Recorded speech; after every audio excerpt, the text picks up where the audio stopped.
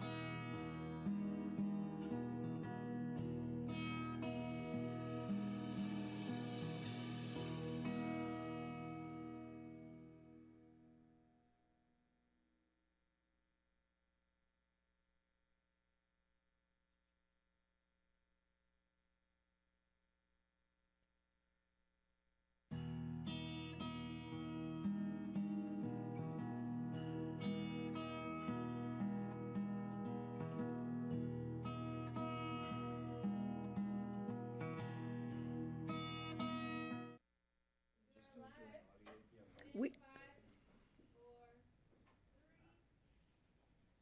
Welcome. Today is Tuesday, March the 22nd of 2022. This is a work session of the Pickens County Board of County Commissioners. I have with me right now, I have Greg Postman is in the room with me, and I have Steve Child, who is zooming in from, I believe, his home.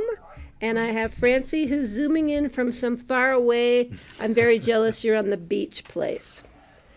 So Francie, it's good to see you. And Kelly will be joining us at 2 o'clock, hopefully when she's done with another meeting. So the first item on today's agenda is a coal basin methane capture project update. And we are very excited to hear about this. We're very excited about some funding from the federal government that seems to be coming our way. And so please, Cindy, and I think Mona's zooming in with us. So if you'll introduce your cast and crew, Cindy. Great, yes, thank you very much. I'm only here as the pass-through messenger here, but John Doherty is here he's our temporary executive director for CORE, Community Office of Resource Efficiency, who is actually making the request today. And we've hired through CORE, and John will explain this a little bit more, but we've hired through CORE Chris Kaska's company, Delta Brick, and Climate.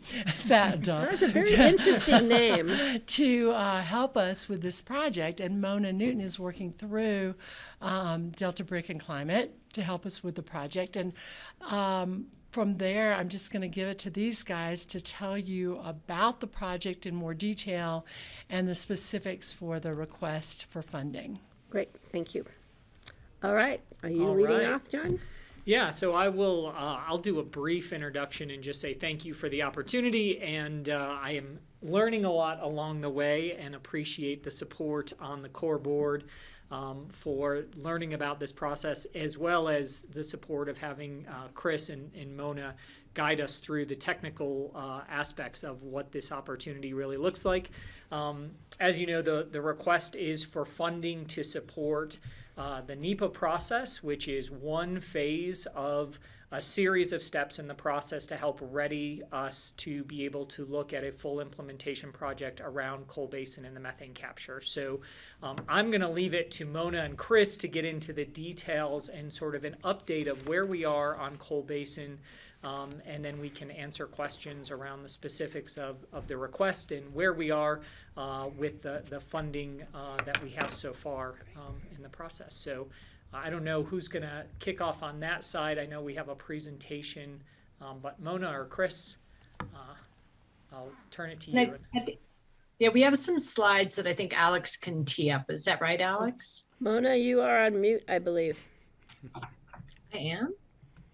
Wasn't me this time. Okay, am I off mute? Can you hear me? I can hear her just fine. Can you hear me, Patty? There we go. All right, Mona, let's try it again. Okay, can you hear me? Yes, we can hear you. Thank you. Okay, great.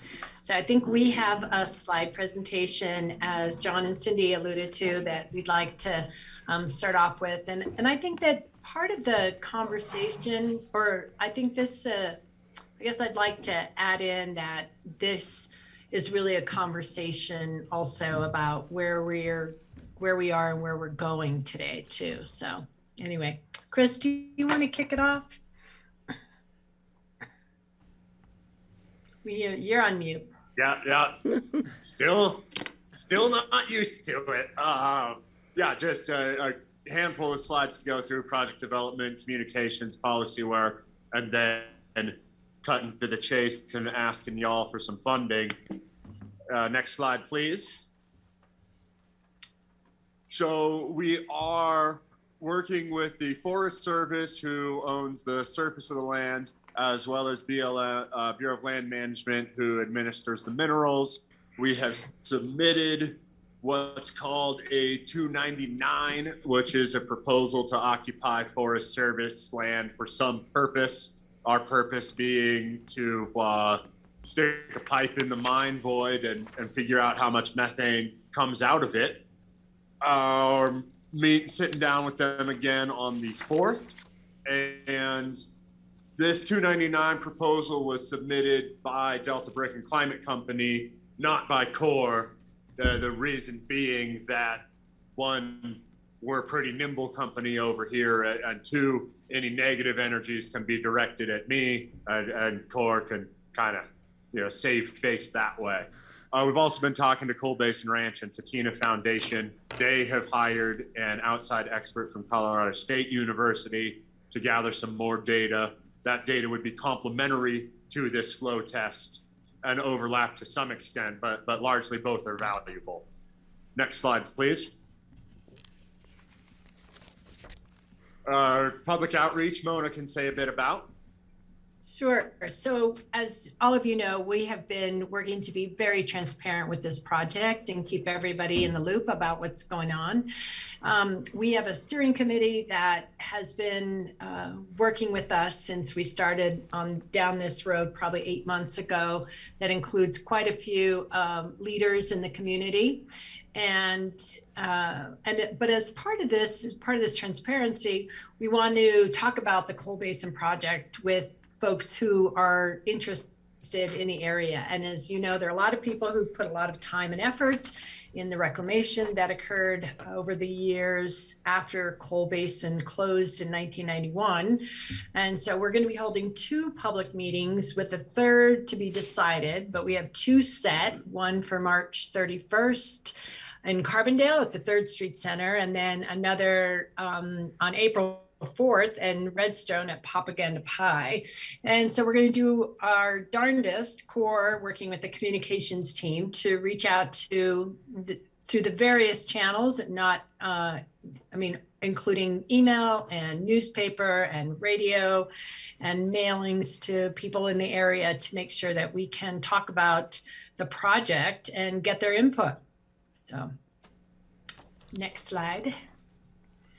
And then just other communications that we're working on with CORE is there's a website that's under development that will have some information about the project overview. I think it's important to include some information about Coal Basin history. It's really quite extensive. We'll have some information about updates and meetings. We're thinking we might have some information about a methane minute, more photos, and then of course we want people's opinion. And then if they're interested in contributing to CORE, we'll have a donation button to help this project along. So thank you. Next slide. Mona, could you just describe what's a methane minute? Methane minute. Yes. Yeah. That's just part of the process is to educate people about methane, right? Like, what is it and why is it important that we deal with it? And so it might be a little video, it might be an article. There was a recent study that came out that some of you may have seen that states that coal mines are actually emitting more methane than they're originally purported to be releasing. So an opportunity for education about methane and what we can do about it and why it's important that we address it. All right. So Chris, you want to? Yeah. So the CORE Act, different CORE, this is Colorado Outdoor Recreation and Economy Act, is a Senator Bennett and Rep. Neguse thing to protect some public lands and to create a waste methane leasing pilot project in Colorado. And so we're excited about that. It is in the Senate and Energy Natural Resources Committee coming up, like possibly this week. And so we've been working with Bennett's team on that. We have, as you guys know, we've sent a letter to Department of Interior asking for a second route to getting access to that gas, which is through the Federal Lands Policy Management Act. And we've asked the senators to basically not co-sign that letter, but write a cover letter that says, hey, take this seriously, and send it to DOI again so that they spend some time on it. They're still planning on doing that, but they're strategically waiting a bit. We're impatient, but we also trust them. And finally, both Mona and I are participating in a Colorado Department of Public Health and Environment group on coal mine methane. This is something that was created by the Clean Heat Bill that passed last year. That's been interesting so far. Next slide, please. And we've been out there chasing funding. So this congressionally directed spending is federal funds that is in the omnibus budget bill for 2022. That's going to take a few months to show up, but that's $1.2 million for both studies and implementation. We have asked Atlantic Aviation, who manages the Aspen Airport, for a $500,000 donation. These are both directed at CORE. The Keeling Curve Prize we applied for $25,000. We're also working with the Nature Conservancy to perhaps submit a grant under their Conservation Innovation, Catalyst Fund. They all have the same name, basically. I think the Catalyst Fund, we're working on it. We'll let you know if that gets submitted. And then we're here to ask you guys today for $200,000, and that would support the NEPA process. That's National Environmental Policy Act, and that is the analysis that the Forest Service needs to do or needs to pay a third party to do before we can spend that 1.2 million that Congress has appropriated. So that would be money that goes to CORE and then would hire an outside consultant, not Delta Brick. We don't have that expertise in-house. This is an up to amount. A normal NEPA process, an easy one is 150,000. A hard one can be $1 million, but a hard NEPA process is like a mining conglomerate that's fighting a coalition of environmental groups and just going round and round for years and years. So there's an up to request. We're committed to raising money from a number of sources. So far, CORE has put in $175,000 for early studies and for my and Mona's time going forward. We're also looking at some state grants, and we are really excited to move this project forward. That might be the last slide. Are there any questions? Let me see if I have any from the board. I don't see any hand. Steve, please.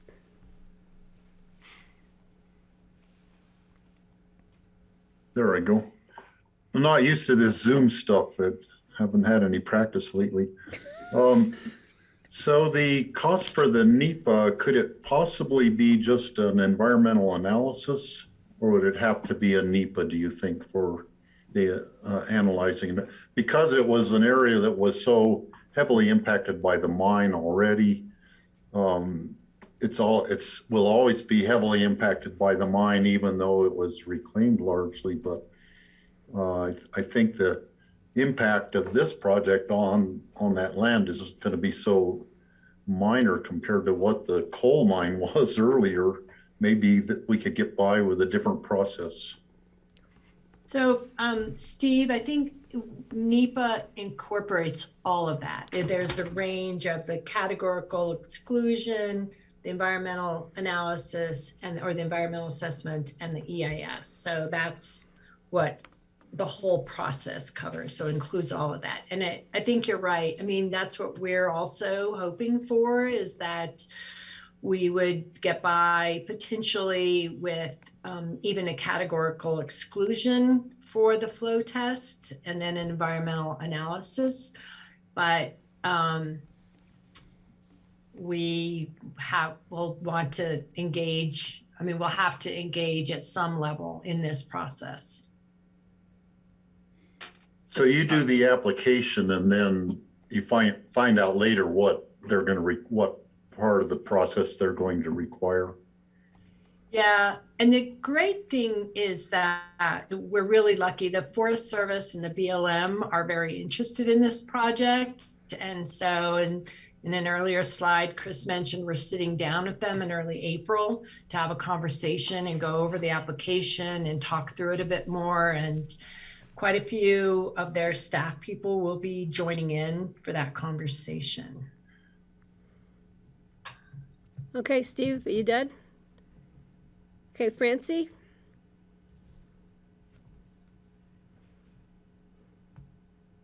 Thanks, Patty. Chris, I was speaking with Chuck Downey, who lives up in Redstone, and he's concerned that after all the reclamation work that was done at the mine, and it's gotten pretty pristine up there and everything, that now we're going to undo all of that reclamation and put in something as big as Somerset's infrastructure. And I was wondering if you could speak to, if we find a way to actually use this methane to create electricity, what kind of infrastructure would it take? What would it look like? What would be the impacts? Yeah, absolutely. And Chuck's concern is extremely valid. That area up there is gorgeous, and even reopening a road is a big it's a non-zero impact. And there's still trash and old mining equipment and broken concrete up at the mine site, but the animals can ignore that stuff, whereas they can't ignore trucks and blower fans and that sort of thing. So Chuck's concern is valid, and one thing that CORE has always said is that CORE is not going to decide the direction of this project. Chris Caskey is not going to decide the direction of this project. The community and the stakeholders at large are going to decide the direction. So for the flow test, we do need this information to understand if electricity generation is even viable. But the kind of hierarchy of impacts is do nothing on the landscape, use the reclamation as it is, but accept the methane leaking. We could do very little on the landscape, flare the methane, and then we don't get to use it.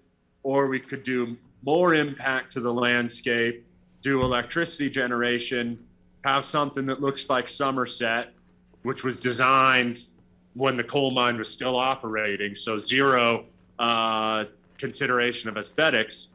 Or we could have electricity generation that's even more expensive, but is whisper quiet, and there's some recreation and wildlife reasons to consider that. But no matter what we do, we're going to do great reclamation again afterwards. And yeah, we're going to lose that time and that growth of soil and vegetation, but we're going to leave it better than we found it. Does that answer your question?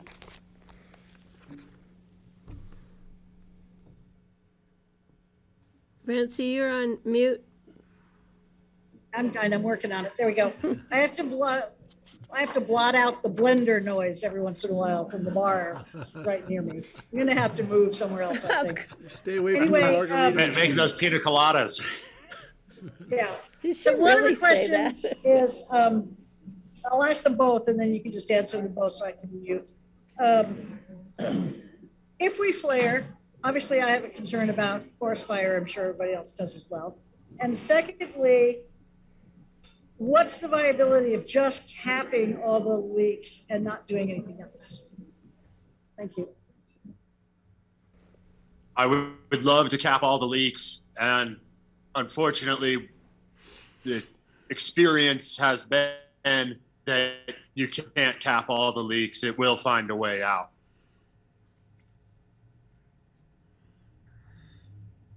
You can't even slow it down, unfortunately. And you said you had two questions, Francie, and then The one about the if we flare, yeah. what about the fire? The flares are quite safe from a forest fire standpoint. There's no open flame. It's all enclosed in a tall chimney, basically. And then you do need to clear out about an acre and have no vegetation in that area. So you could imagine an acre of gravel with a chimney in the middle. Okay. Francie, okay, Steve, you have your hand up again? So Chris, when we did the tour this fall, I was intrigued by the where the water comes out of the mine down by the lamp house, and wondering if that could be used somehow for running pipes through to carry methane down there to generate the electricity there.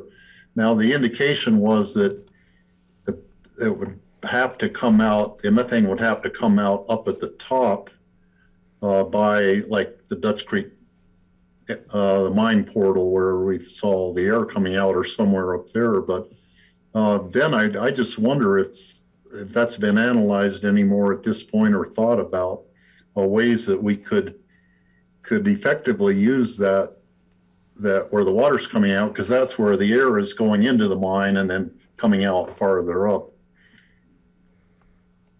Yeah. So for those of you who haven't seen the site, Steve is wondering, can we reduce our impact on the surface by sucking methane out from a lower down tunnel? And that is certainly physically possible. There are some engineering challenges with it, which one, methane's lighter than air, so it's trying to go up. There's probably enough cracks in that tunnel that you couldn't just suck on the tunnel and pull towards you. You'd have to re-enter the tunnel, lay a pipe those few miles, and then seal off there and suck from the lower workings of the mine, which would actually probably be beneficial because the gas lower down in the mine tends to be richer. So, however, we'd be talking about physically re-entering the mine with humans wearing hard hats, and so we'd probably then have to work with MSHA, which is mining, surface reclamation, safety, something, and that's an entirely different can of worms than just being on the Forest Service surface. So happy to open that can of worms if that's what the stakeholder group really wants, but we've been looking at safer stuff and easier stuff that unfortunately has more surface impact so far. Okay, thanks. And, I'd been listening to Chuck Downey also in the concerns about disturbing the surface again, because that was kind of, I think, his pet project, working on the reclamation of that. So I was trying to imagine how can everyone, how can we minimize the surface impact, I guess is what I'm trying to see if there's any way we can minimize it and still get the maximum benefit from it. Well, whenever people have creative ideas, I try to ask them to fund them. So if you want to increase the request from 200 to 400,000, or if Chuck is secretly rich, we could hire a helicopter to do a bunch of stuff. We still got to disturb the surface right at the mine portals, but we could avoid reopening the road if we have, a week of helicopter time or something. Okay, I'm gonna turn this to Greg. Thank you for this. I guess my first comment would be that any disturbance that we do cannot even be in the same category as the coal mining operation, which was, as we all know, incredibly disturbing. Driving a few trucks up there and putting in a pad to suck the methane out and flare it or generate power, I don't think will ever be on the same scale as what that valley has already seen. I just wanted to make sure people understood. When you talk disturbance, it's not the same thing as a coal mining operation. I'd also have to say, I don't believe that Coal Basin, despite the hard work of the volunteers and the people in the community who really worked to help reclaim that area, I've never heard that it was reclaimed properly from any official circles. If you were to walk up any of those roads, as I have and Steve has, you find mining detritus everywhere, pieces of trucks and heavy equipment left, embedded in the ground, in the roads. It's not as if the place is pristine. It is clearly an industrial site that was reclaimed to an extent, but I think that an analysis would say that it was not reclaimed sufficiently to any modern standard. And my apologies if I've insulted anybody who toiled up there, but those are just the facts that you can observe. The other thing I wanted to ask is, can you give us an idea of what the value of doing this project is? How many metric tons of methane or carbon are coming out of this mine annually? I'd like to just give the audience, the public, an idea of the stakes here and why this is an important project. And I'd love to know, because I think it's probably higher than several countries in the planet. The annual methane emissions may actually be higher in a carbon footprint sense than several countries.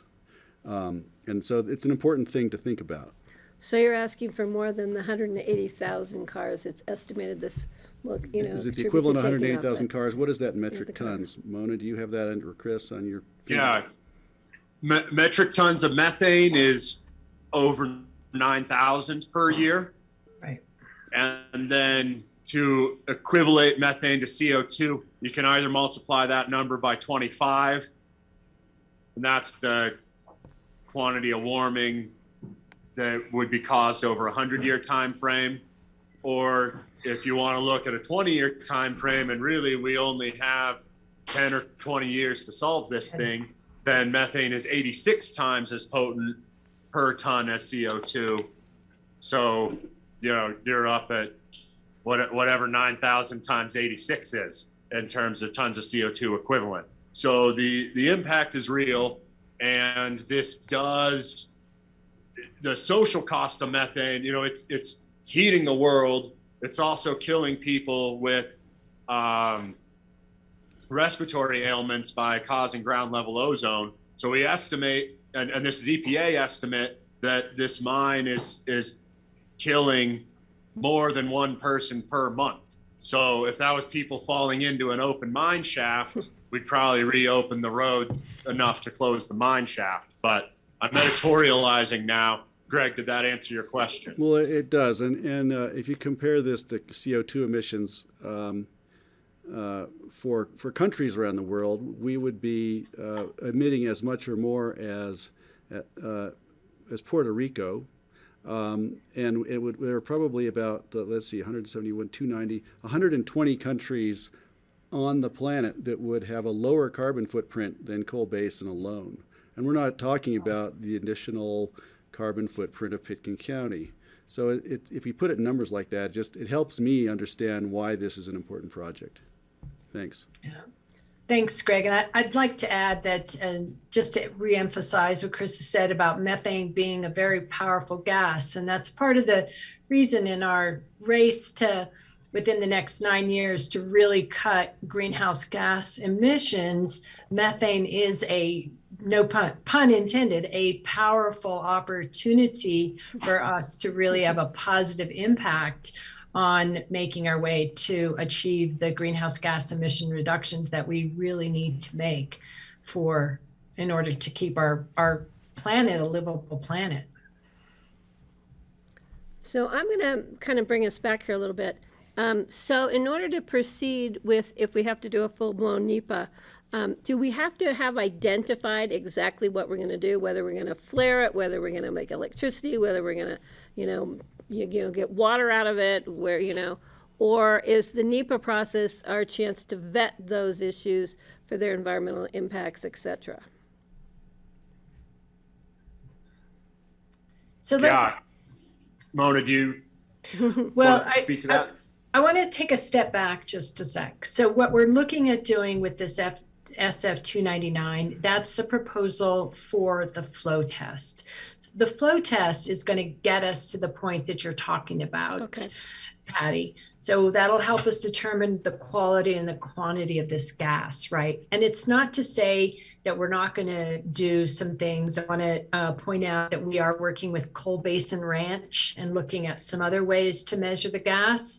That may not, and so you really want to take a lot of the information that we're going to gather. You want to take the ground level data that Chris has been gathering. We want to take the flow data. We want to take maybe some other measurements that we're going to be able to do. So then we can put it all together and say, this is what we've got.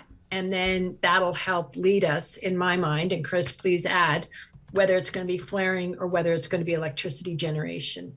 So the flow data will help determine that process that is more feasible or workable or to the best advantage of the environment and the capture, et cetera, et cetera. So that's why if we can measure the flow output below the road, we don't have to do the disturbance of the road, is my understanding. So just trying to get the board back. We're not going to solve the answer the question today of what we're going to do. We're going to flare, we're going to capture, whatever. What we're trying to do is figure out how we're going to fund the next phase so that we can then determine what's the best process to go for.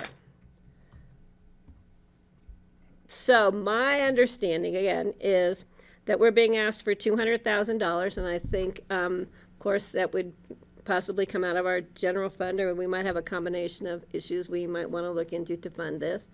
And I would like to know, and I think it's great, the federal monies, the 1.2 million, was it? And that, the Keeling curve would be a great, every little bit helps. So I think myself, sitting on the Board of Commissioners, would like to see what some of our partners would like to bring to the table as far as the dollars, and how we might be able to help CORE and help ourselves to get some of those dollars coming in. So, Greg. I was just going to say, it sounds as if we don't quite know the actual cost. We don't think the upfront cost is $200,000. So is this really $200,000 that is designated for this NEPA process that's going to be doled out by the county to CORE over a period of months, or in the next year? How is this being framed up? Or does CORE get a check from Pitkin County for $200,000, or is it like an account they can draw from as the funds are needed?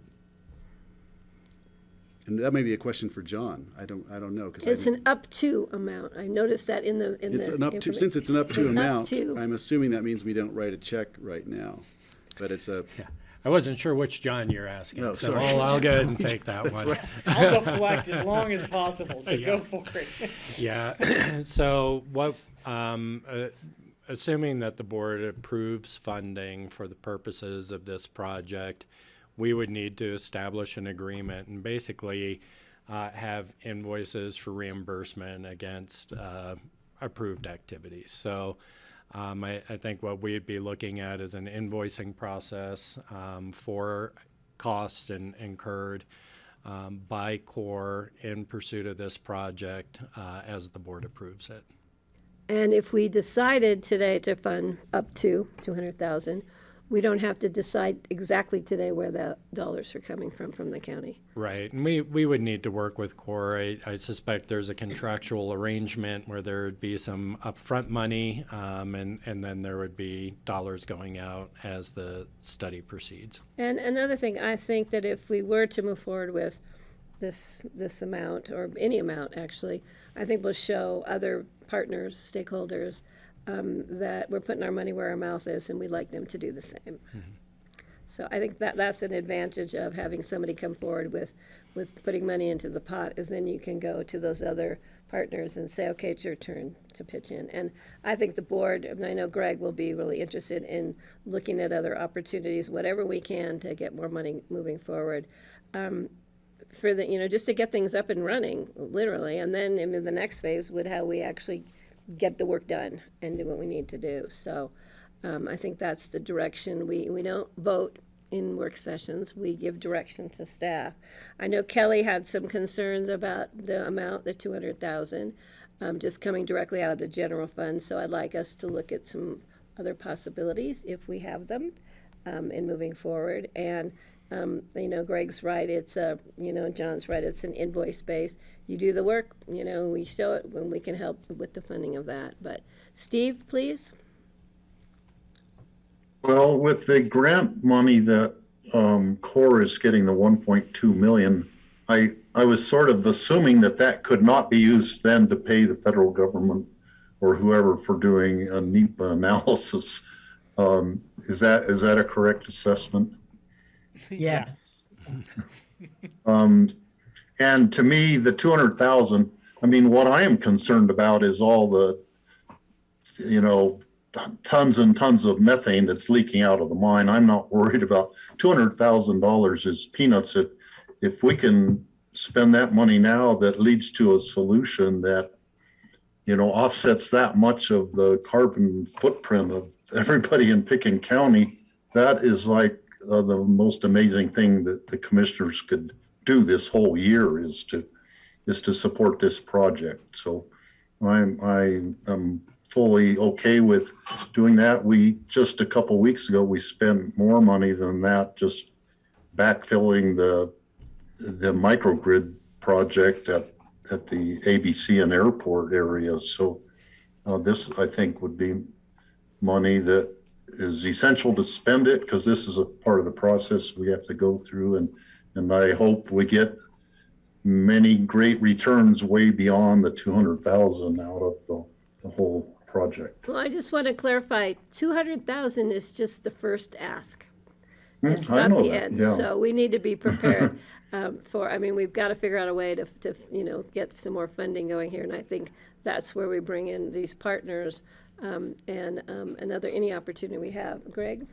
Well, and to that note, I know CORE is actually in recent weeks, being the board member designate to CORE, I can say we have hired a development director and grants writers who are top-notch, hit the ground running, working on funding development, looking for future trustees and advisors who can actually help us with the fundraising you're talking about. The other thing I wanted to say is, Chris, you had an interesting factoid that I think would be worth sharing on the social cost of carbon, and how does that, what is the cost of a ton of carbon, if that's how it was done? Is that how you framed it? If you could share that with us. Yeah, so social cost is how much damage is being done to the economy or society by any given pollutant.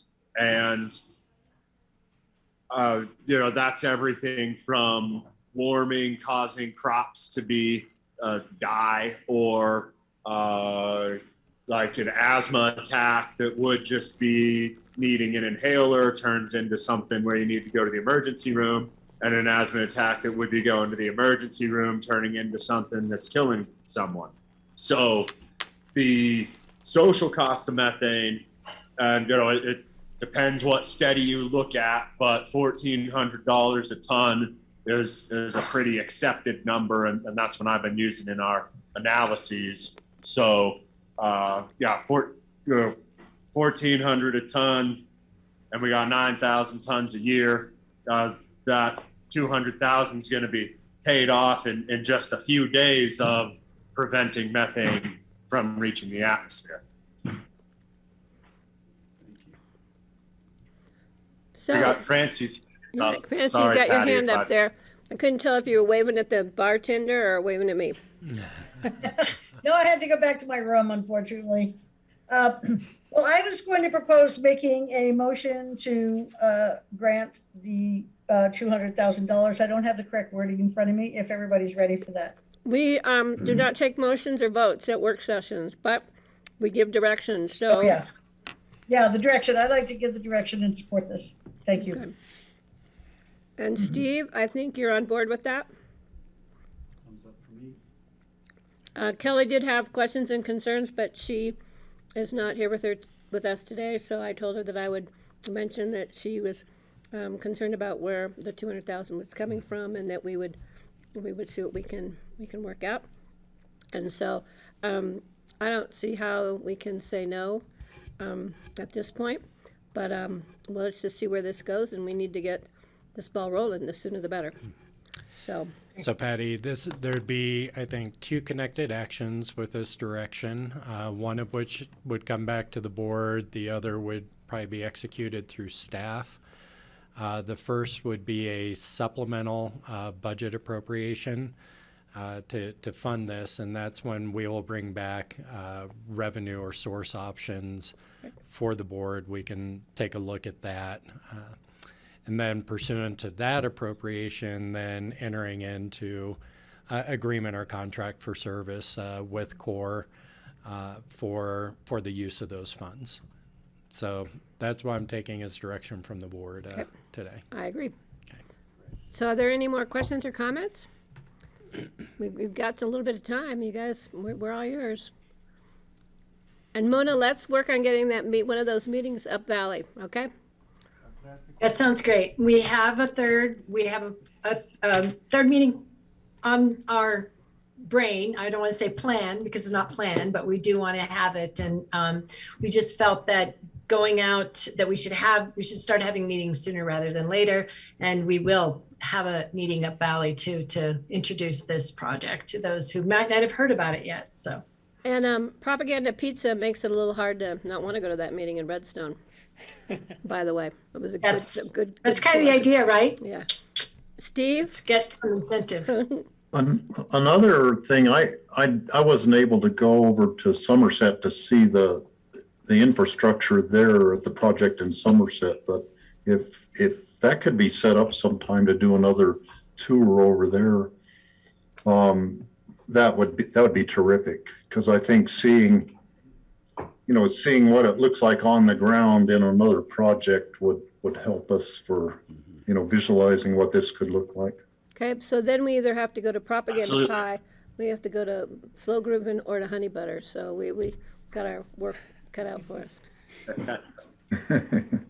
And I live in Paonia. I'm 15 minutes from Somerset, so I'll coordinate with you guys. It's really easy for me to get up there, and so whatever time works for you, I can make it happen. We have other people that are interested in going as well. We've heard from Hickenlooper's staff that want to go visit Somerset. So yeah, I think we need to just set up a couple of dates for tours. And should we set up a date? Just inquiring all of you who are county commissioners, would a regular BOCC meeting make sense, or would another day? Then your schedule is so full. So It would be a that special, Monday. yeah, it would be a special site visit. Okay. Because we have a lot of work to do on our regular meeting days. But we can always So stop by and visit people in Redstone, so they would probably appreciate that. All right. So, Great. Thank you. thank you all. Yeah, Jen, thank thanks you. for coming in. All Thank right. you. Thank y'all. Chris, I All right, still can't thank you. figure out the name of your company. You've got me totally confused. Show her a brick. Delta Brick Hold up a and brick. Climb- Yeah. Tell the story, Chris, tell the story of the Paonia Reservoir and all that. Yeah. Okay. So we make brick, tile, and patio pavers. The source, so to make a brick, you need a bunch of clay and you need a bunch of heat. And so our clay source is the sediment that's clogging up Paonia Reservoir. And then our heat source someday will be the methane that's escaping from the abandoned mines right next to the reservoir. So that's why it's the brick and climate odd juxtaposition, which does confuse everyone, but it gives us the opportunity to tell the story at least. Well, that's a great story. We like it. So thank you. Okay. Yeah. Thank you guys very much. Thank you all. Talk later. Bye-bye. Thank you. Thanks, John. So we have staff. I don't think staff is here for the. We could do future agendas, Yeah. Patty, if you Well, wanna or jump we could ahead, take our or- break or you now could and take a start break. at 2. Shall we do that?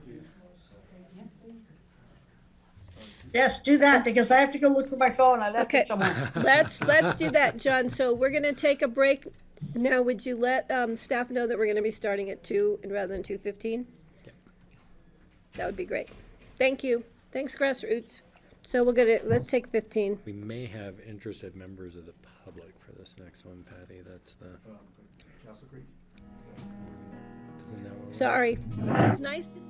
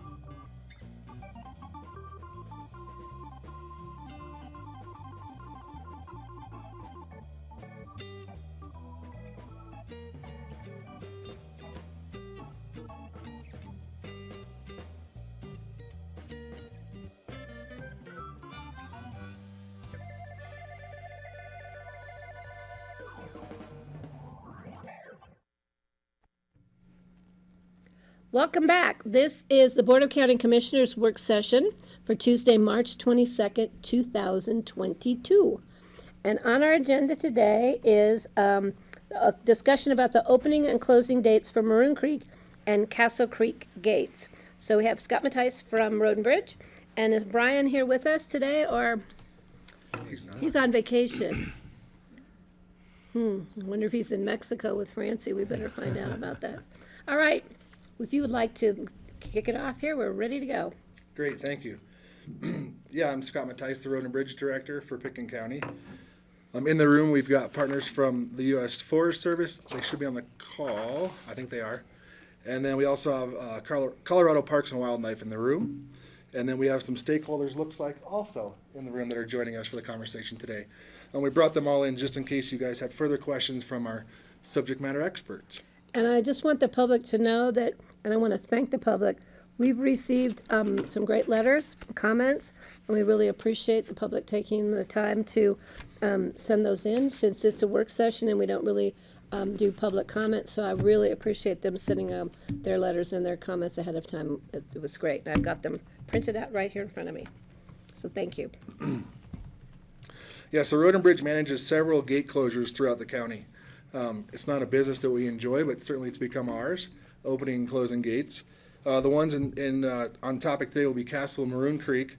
Over the last couple of years, we've had new, varieties and larger numbers of user groups now wanting to access all the regions of our county.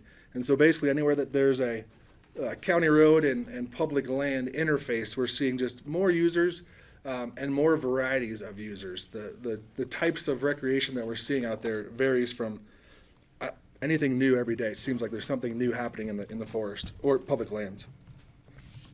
It was called to light specifically in this last fall. Winter really took its time to show up. So the normal closure date historically has been on or around November 15th. This last season's snow really didn't show up. And then to compound it, the hunting season has been pushed back a little bit further also, a little bit to global warming, and then the rut when the animals are mating is pushed back a little bit further also. So those two things this year really kind of drew to light the challenge we have with the on or around 15th date. I'm going to read our AIS just so I want to make sure everybody in the room knows what was passed on the board. Our issue statement was the current variable opening and closure of gates on Maroon Creek and Castle Creek roads have provided increasingly problematic when trying to provide residents and visitor expectations for traveling those roads. Staff and partner jurisdictions, U.S. Forest Service and CPW, seek to establish firm and predictable opening and closure dates to post and publish in order to establish consistent understanding for all road users. The background. Road and Bridge manages closures of Maroon Creek Road and Castle Creek Road. Firm and predictable gate closure and opening dates would provide easier to manage, would create less user conflict, and would be more desirable in order to establish user expectations. Maroon Creek Road, the gate is approximately a half mile above T. Lazy 7 Ranch, and the Castle Creek Road gate is right in Ashcroft there. They've been more challenging because of variable opening and closure dates. There are many user groups who have voiced concern annually when the gate is closed too early or when it's closed too late. Every year, these public desires are in conflict. The main user groups of Maroon Creek Road are cyclists, scenic drivers, ice skaters, hunters, campers, U.S. Forest Service staff and guests, over-the-snow travelers, and T. Lazy 7 operations. On Castle Creek Road, users include scenic drivers, cyclists, hikers, off-road users, hunters, campers, over-the-snow travelers, hut users, cookhouse guests, and residents. And since then, this list has expanded in the last couple of weeks. There's more and more users that I'm learning about, basically by the minute, it seems like. Historically, Maroon Creek Road and Castle Creek Road gates have closed for the season on or around November 15th, depending on snow. Both gates then opened on or around May 15th. The current status of variable closure dates makes a challenging and subjective situation to closing the gates and access the top portion of Maroon and Castle Creek roads. This past season, big game hunting season is moving later into November, and the sporadic snow late into December brought to light the ongoing challenge scheduling around weather. Staff also learned that the two roads deserve separate consideration based on the user group differences in each valley. Historically, we've always done both on the 15th, but per our conversations, we realized there's actually different user groups in both valleys, and actually Maroon Creek being a dead-end road offers, it's a little easier to close the road and get people out because they can't come over from the other side. And the campgrounds are closed, so there's nowhere really to camp up there. County staff conducted meetings with road stakeholders in order to balance various user needs and establish firm closure and opening dates. The effort provided helpful to understand conflicting needs and access issues. However, there remains some debate on the recommended Castle Creek road closure date. Staff feels the recommendation is the best alternative to balance road user needs. The recommended closure date of November 23rd for Castle Creek Road was reached as a compromise during conversation with CPW, owners of Pine Creek Cookhouse, manager of Braun Hut System, ACES. In response to impact of climate change on wildlife, CPW has moved the end of last fourth hunting season back to November 27th and was advocating to keep Upper Castle Creek Road opened until that date for hunter access. Pine Creek Cookhouse and Braun Huts would like to see the road closed earlier in November, the 15th, the way it is now, in order to build a better snow base on the road. And so, just to speak a little bit around those user groups, originally, myself, Brian, CPW, and Forest Service got together and started the conversation and then went to the stakeholders. At that time, we looked directly at stakeholders being basically people that are at or around the gate area. And then we forgot about Morgan, so we invited them. And then also since then, like I said, we've learned of other user groups we maybe didn't include in those first conversations. The group discussed November 23rd as the official closure date for Upper Castle Creek Road. This seemed to be a good compromise between the users and would allow Pine Creek Cookhouse and Braun Hut Systems to know the road would close prior to Thanksgiving holiday. The road maintenance and management plan will need to be revised through formal BOCC action based on those changes in BOCC direction. So I just want to make it very clear that since the Upper Castle Creek, the stakeholders of the Castle Creek Valley would recommend nothing later than the 15th of November, not the 23rd date. Okay. Yeah. Comments from the board or questions? Steve, please. So thanks, Patty. Since I am a hunter and a cross-country skier, I kind of fit the picture of two of the different user groups are having a conflict there. And the fact if the road were closed on November 15th, the hunters could still go up there. They just wouldn't be able to drive their big rigs. It makes it a little harder for hunting, but where I live on Capitol Creek, the hunting's hard up here just by definition. There's not very many places that are easy hunting. People have to get on foot and go out and work for getting an elk or a deer. And I'm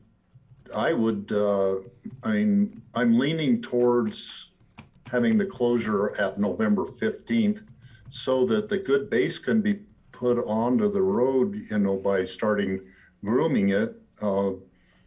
That actually would help the hunters who are going up on foot. It'd be easy for them to ski or snowshoe or just walk on the groomed part of the road to get up there to access the hunting. And that there are just so many people who go to the Pine Creek Cookhouse, use the Ashcroft ski touring, who go to the Braun Hut System during the winter time, that getting a good base early, I think, is essential. I would rather have it tied to when there is good snowfall than almost to a set date, because every year is different.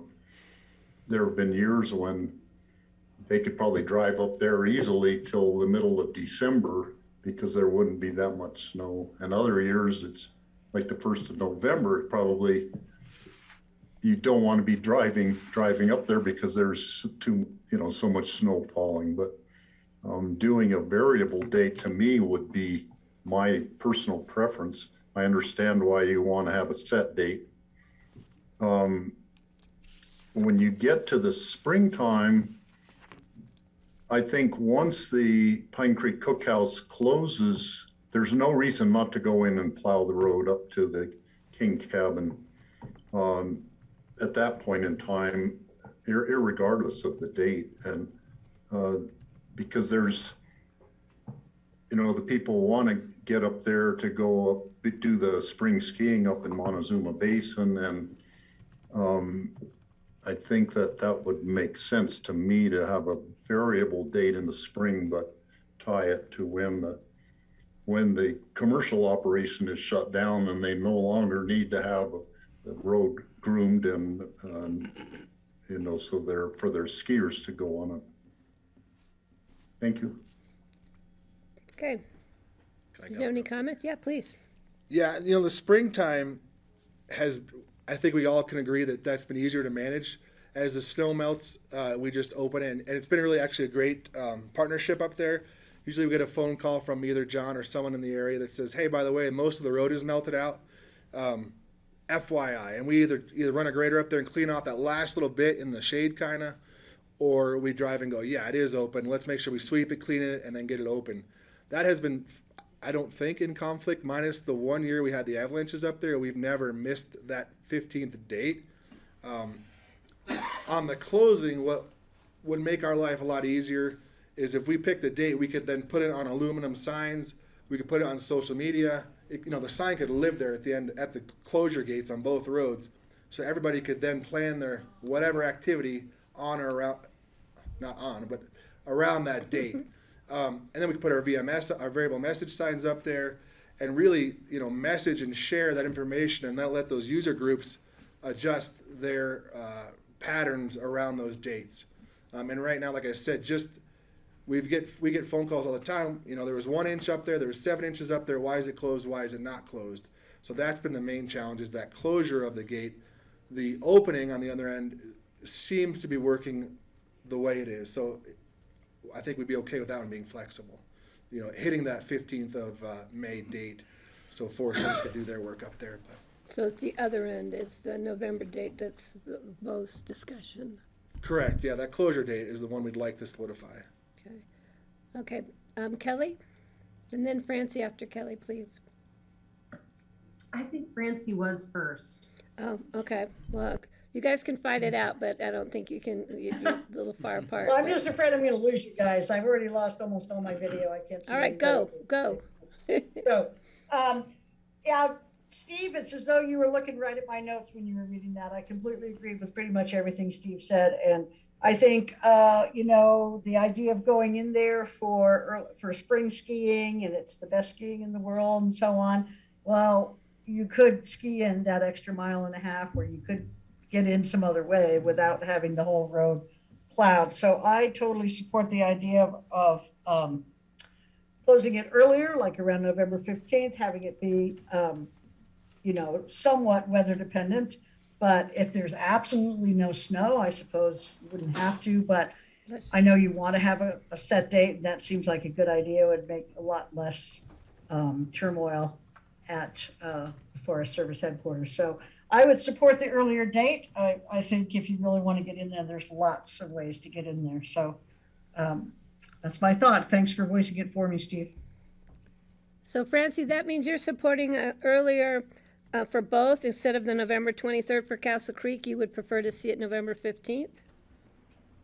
I would support November 15th and for closing it, and then the opening, I think that could be weather dependent, like Steve said, as soon as the cookhouse closes, or anything else would be appropriate. It's the November 15th one I really feel strongly about. Okay. Thank you. Thank you. Kelly? Thanks. I guess I don't know enough information. I mean, I'm leaning towards the earlier closure date, but I'm wondering, do the hunting seasons run into each other? So are there hunters who are hunting the 3rd season where the gates open and then staying for the 4th season where the gate is shut? And how many of how many hunters are we talking about that have permits to go back there? Do you mind if we do bring Curtis up, No, who has better information on those Yeah, dates? so we just need to, Curtis, Yeah. you need to come up here to a mic, and then you want I could give the dates, but we'll let Curtis do the presentation on that. Let me give you a camera too.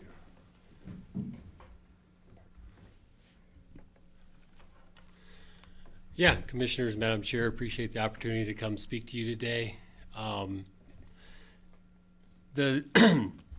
There are select hunters that do hold both third and fourth season licenses. It just depends. It's variable from year to year, so it's hard to say numbers of who holds what when up there. The other issue is a lot of times the closure date ends up in the middle of a season, whether it be third or fourth. So that's kind of the biggest point of contention, I think, right now, is you have users that are up there accessing public land that are then being forced to relocate based on the gate being closed in the middle of their season. but they could still walk. Yes, they could. Okay. So I do notice. What are those dates? So the fourth season starts the 27th, and the third season runs from what date to what date? Yeah, so that's the other thing, it's variable. Where I've been receiving a lot of concern from the hunters is in this most recent 5-year season structure, where in 2020 everything jumped back a week. So for the next 5 years, it's not the same every year either. It slowly creeps forward a little bit. So it's hard to say. I know exactly what the dates are till 2024, but after that, from 25 to 29, it's going to be a different 5-year season structure. So that could then go later or it could go sooner. Just depends on what they decide. Okay, and we need to keep in mind that one of staff's concerns and goals is to have consistency so people know the closing and opening dates to the best of everyone's ability so they can make plans and deal with it. So that's kind of an underlying theme in the decision-making process, is my understanding. Okay. Okay. So Kelly, did you have more questions, or Francie, or can I? Okay. Steve, please. Well, Curtis did bring up something like next year, the third season runs through the 18th. If there are people camped up there, they're going to be pissed off if they have to leave before the end of their season. If they want to stay in their camp, it might make more sense to say that this year it's going to be the 18th, or it'll be closed on the morning of the 19th. So the hunters have to pull their camps out. And that would make sense in terms of not putting the closure right in the middle of a hunting season.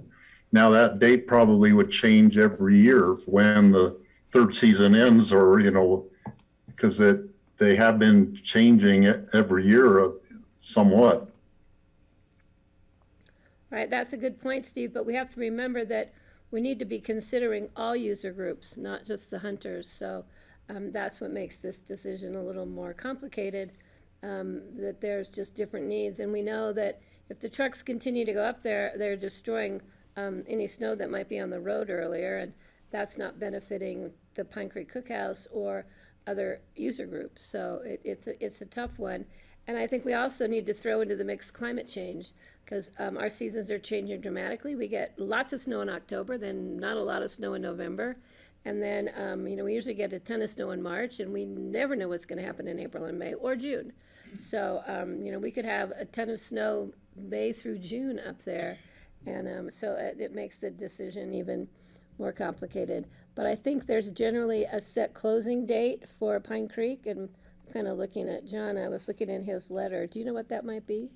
I don't. I'm not sure their date. Okay. All right. So, any other questions or thoughts here? Because we need to decide which direction we're going to go. Are we going to try and make this an issue of consistency for all users so they know the general idea of opening and closing dates? Are we going to focus it around the hunting season in the fall, and what snow we may or may not have in the spring, and for people who want to enjoy that beautiful section of our beautiful valley? for their outdoor recreation needs. So Francie? Yeah, I just wanted to say that I think it is going to become increasingly important for us to protect our snow and at the higher altitudes. And if hunters aren't happy with the date of the closure, they don't have to hunt there. I mean, I guess they draw a unit, and how does that exactly work? So if they get that unit for hunting, then is that the only place they can go? And then would they have to leave, or could they just park outside knowing the road was going to be closed? If they were able to park outside of where the road closes and then hike into their camp, that might be a little arduous. I don't know. Maybe somebody could address that from who knows a little bit more about it. Okay, I'm looking directly at Curtis, putting him on the spot, but Yeah, so it depends on what license they draw or buy over-the-counter licenses. They have to hunt within that unit. So the biggest thing that I've been hearing from the hunters is why I'm here relaying their concerns is the Upper Castle Creek area where they camp, and the dispersed camping there is one of the only places within the Upper Roaring Fork where they can pull in that size of camper and camp. If they are displaced out of there, there is no other location unless they're allowed to camp in the parking lots right outside the gate for them to set up camp. Additionally, one thing I'd like to bring up is if we are closing gates amid season, the enforcement that's going to be involved in that, and how and who is going to get those folks out of there. Since it's a county road, it would be... Sorry, go ahead. Since it's a county road, it would be the county sheriff's responsibility to go up there and make sure that those folks are out of there. because we've had. So you're talking about car camping. You're talking about car camping, We're not talking about carrying camper. in big hunting tents. Yeah. Is that what you're talking about, Curtis? People who camp out of their truck and they don't carry in a big tent or anything? Correct. They do set up wall tents, but a lot of them utilize fifth wheel campers as well. And there's nowhere for them to camp before the site of the road closure. No, Except the parking lot at Ashcroft. which is technically not allowed because it's a Forest Service parking lot and there's no camping allowed. And the other parking lot is private. Right. And we have had many times, I believe in the past, hunters who have been locked in. Kind of like the cows up Prince Creek that got locked in. So, yeah, but we've had that Well, happen. if they have a set date, though, that would not be very smart. Right, right. So I think that's one of the concerns, and enforcement is always a concern. So that brings us back to, shall we start with an opening date in the spring? I think we have kind of a general consensus, possibly around May 15th. I think the controversial one is the closing date in the fall. Yeah. Just for clarity, on the opening date, May 15th, if say, the snow's gone by April 15th, we're not just gonna leave the road closed an entire month. It sounds like you're gonna go up and sweep and do what you normally do, and you can open it earlier pretty easily. Is that correct? Correct. And based on Yeah. how this conversation goes today, we'll need to present our road maintenance and management plan back to the group to actually vote and then put the verbiage into that document. So we could adjust that verbiage to say, or sooner, Right, weather however we permitting, want to right. add that. But I think listing the date of the 15th would make sense, but we could add some language in there to allow for snow plowing, snow removal, maintenance, if the weather cooperates. Right, and I think on the other end of that is the recreational users who, if there's great snow on May 15th, want it to stay open so they can take advantage of the good snow. So we're I think we're okay on that end. Yeah. Regarding, what we've got variable weather. Weather conditions are changing. Climate change has been brought up. Somebody talked about the rut. The rut's been pushed back, and I thought, who decides that? I don't think that one's up to us. We've got a variable hunting season schedule along with variable weather. It's like, this is a hard one. And I think everybody wants certainty about when they can open or close the road or start prepping the road for our winter ski season, which has, I'm guessing significantly more people than actually hunt. If we see hunters on cross-country skis, I'll completely support that. I think that'd be great to see those guys on there. we could get some That would you be know, fun. biathletes up there if that's how it goes. So I think it's hard to create that certainty. If conditions allow us to prep the road and get it ready for winter sooner, I'd be in favor of that. And I know that makes it harder for the hunters and everyone else. So we clearly need a hard and fast date in the fall, in my mind. And I'm leaning toward the 15th only because I think we've got an overwhelming number of users would want to be able to get that snow prepped for winter, given the uncertainty of the conditions, the variability with climate change or just weather patterns. I think I'd be leaning in favor of supporting the winter recreation and the commercial enterprise that's up there and is looking for those hard and fast dates. That's where I am. That's a good point, but in trying to think back over the last, I don't know how many years, as far as Thanksgiving and opening day on Aspen Mountain, thank God we have great snowmaking up there, or we would have missed a lot of opening dates.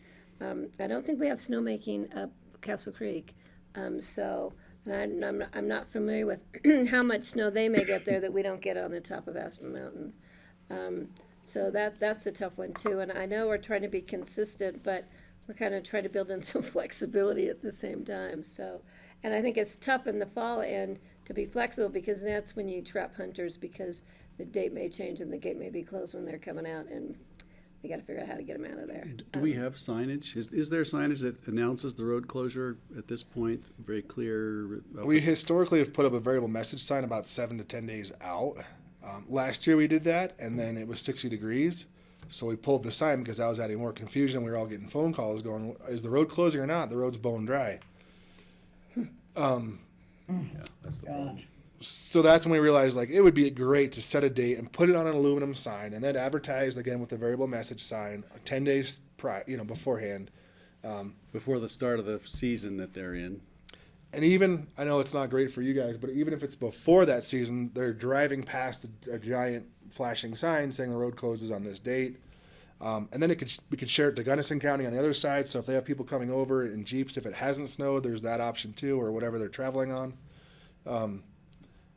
So that's really why we just like to pick a hard set date. Yeah, because if you're flexible, they may be inside the gate and they're Right. not running out to see if you change the date. They're out there stalking those wild game from their trucks. So yeah, it's a tough one. And I don't know. I think if the users, Pine Creek Cookhouse and their operations can live with the 24th or the 23rd. And then the opening date of May 15th. It doesn't mean we can't come back. We're coming back now from this 2016. It doesn't mean this can't be brought back to us sooner, depending upon climate change and activities and what we're learning. If we set some dates in stone, more or less. So we don't have public comment. Did you write us a letter? I'm sorry, but. I did. I'm the director of the Pond Huts, and this whole process has been incomplete. Okay, we can't, if you speak from the back of the room, it doesn't go on camera. I'm sorry, but we appreciate you guys being here, and like I said, we really appreciate the letters. So, yeah, Curtis, please. I do want to just throw another wrench into it. Okay, perfect. So 2022 Four Seasons starts on the 23rd. 2023 Four Seasons starts on the 22nd. In 2024 it starts on the 20th. Of November? So, okay. Kelly, please, and then I'll go to Francie and then Steve. And then we'll see if we can't clarify some things. I think that we should have a definitive closing dates on the 15th and then of November, and then the opening date and the signage should read no later than May 15th. And then the Road and Bridge can use their discretion in the spring if they want to open it earlier. And that provides, some certainty with people who are making plans, at the very least, that they will have certain dates for their plans. But either way, Scott and his crew are going to hear from people whether it's a variable date or a fixed date. So I think that provides a combination of clarity and flexibility for them. Okay. Were those the fourth season starts that you mentioned? Correct.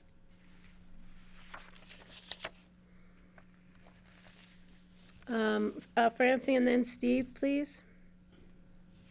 I actually don't have anything more to say right now. Sorry. Steve?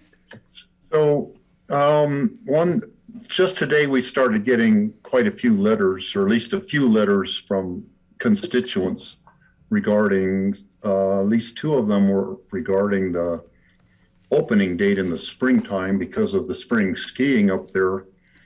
But one of the things that was pointed out was that there really hadn't been, at least to their knowledge, a stakeholder meeting where everybody could go and learn about this and air out the different things in a public meeting. And having someone in the back of the room trying to talk right now just indicates that, you know, maybe we need to not decide today, but to hold a public forum where anybody can come and hear a presentation and make comments on this. I think that would be a good idea. Okay, I am looking at, I believe, Morgan, your letter. And your first comment was, well, one of your many comments, but one of them was looking at November 7th. So I'm kind of thinking if the 15th rather than the 24th, it's kind of that middle ground, might be a good place to start. And I'm sorry if people feel they were not brought into this process. We try and be as inclusive as we can.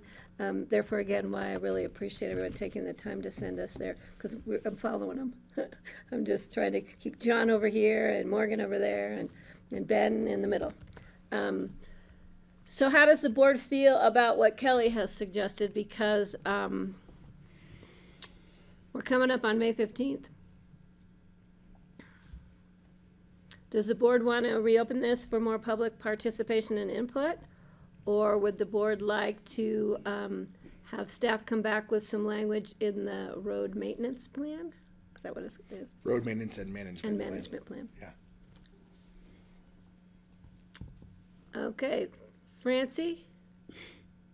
Well,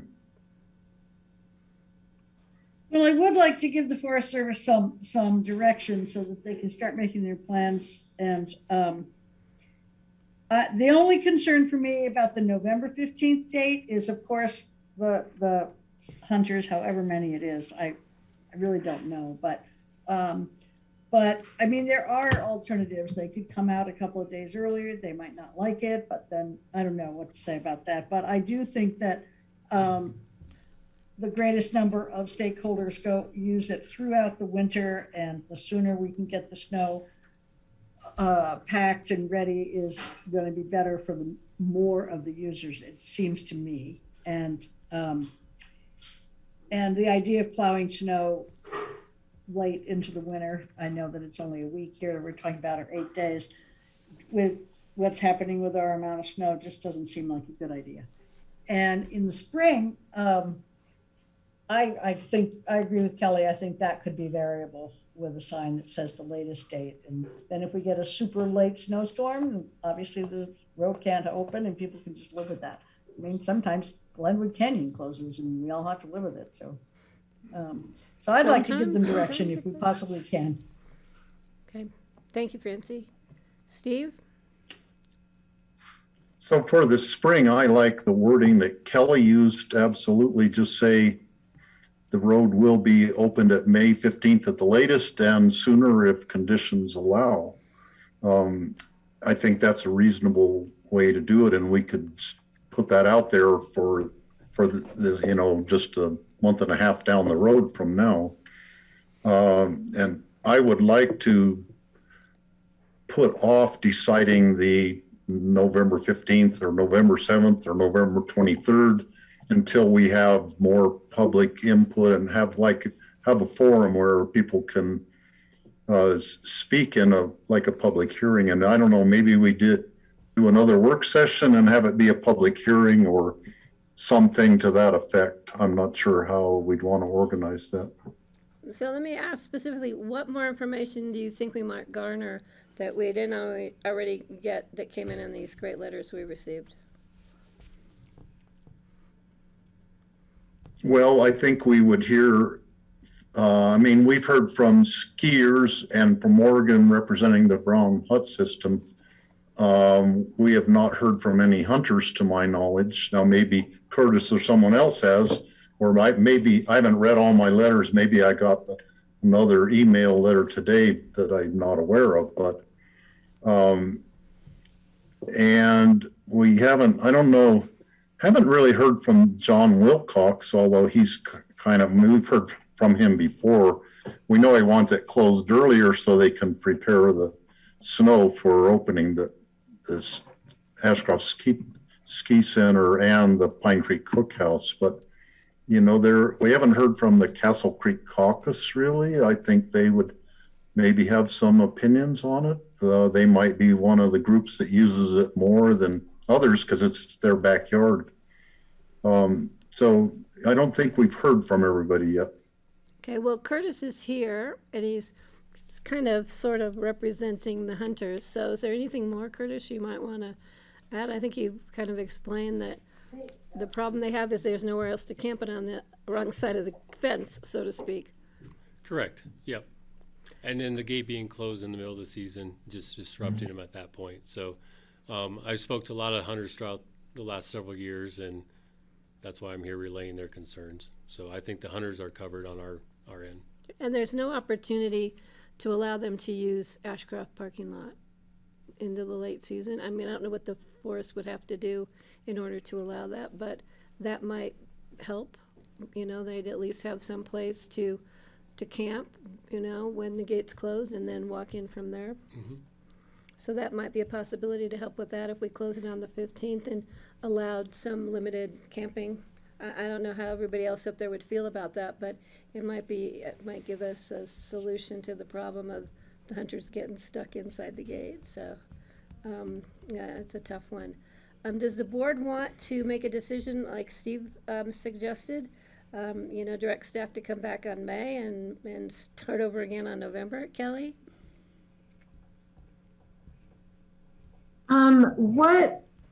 How does this come back to us? Is this a for one read resolution with a public hearing? I wasn't sure if it was one or two. I'm not sure. Yeah, I think it might be two.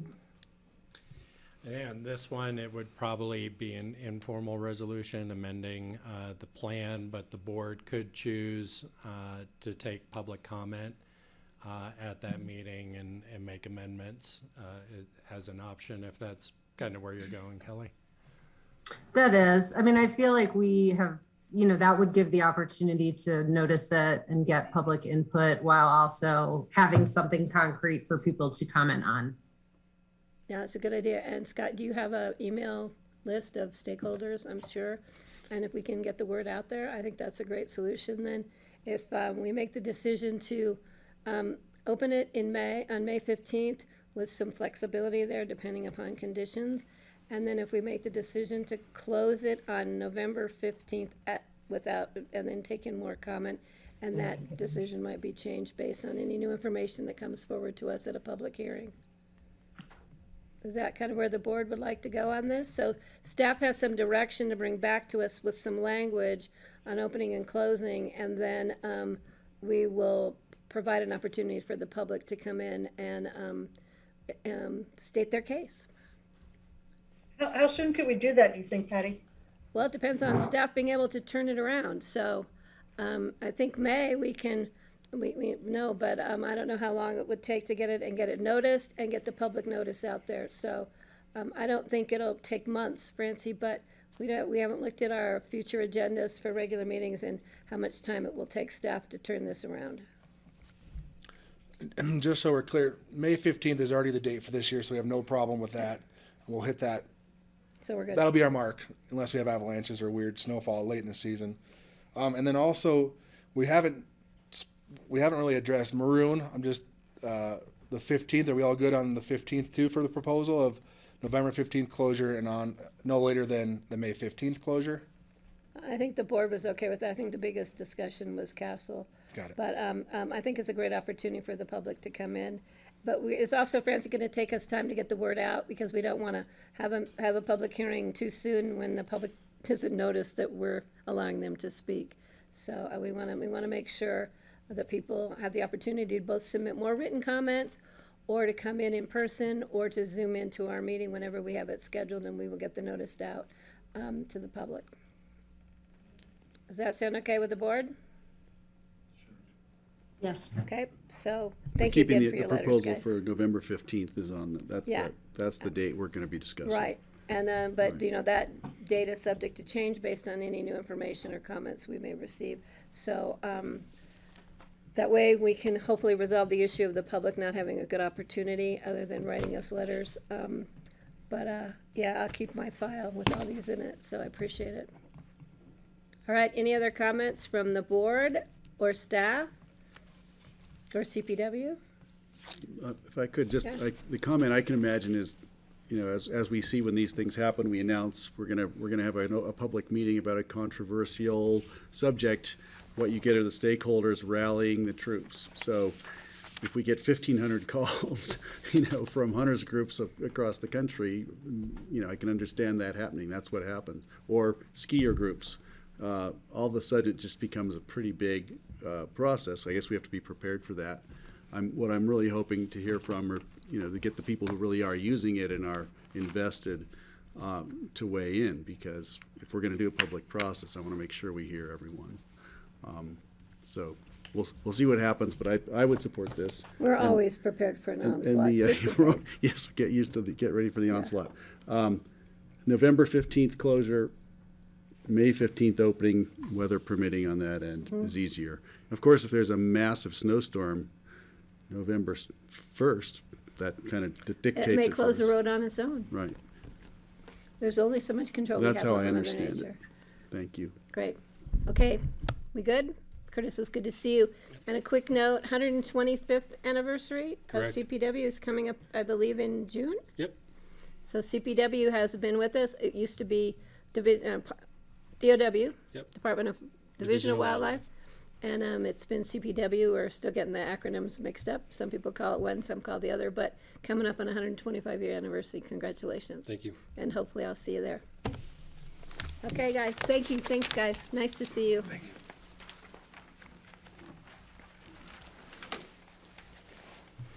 Okay, we are moving along. We have a citizen board interview. It's a little early. Would you like us, we have work we can do till 3. We need our candidate, Anna Scott, and I'm not sure. Yeah, that's what I'm saying, is we have things we can do in the interim. We Okay. can utilize 15 minutes. Go for it. Okay, we have future agendas. Yes, John?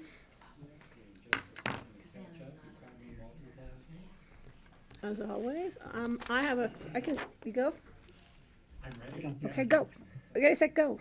All right, thanks, Patty. So just a few items for the board for future agendas.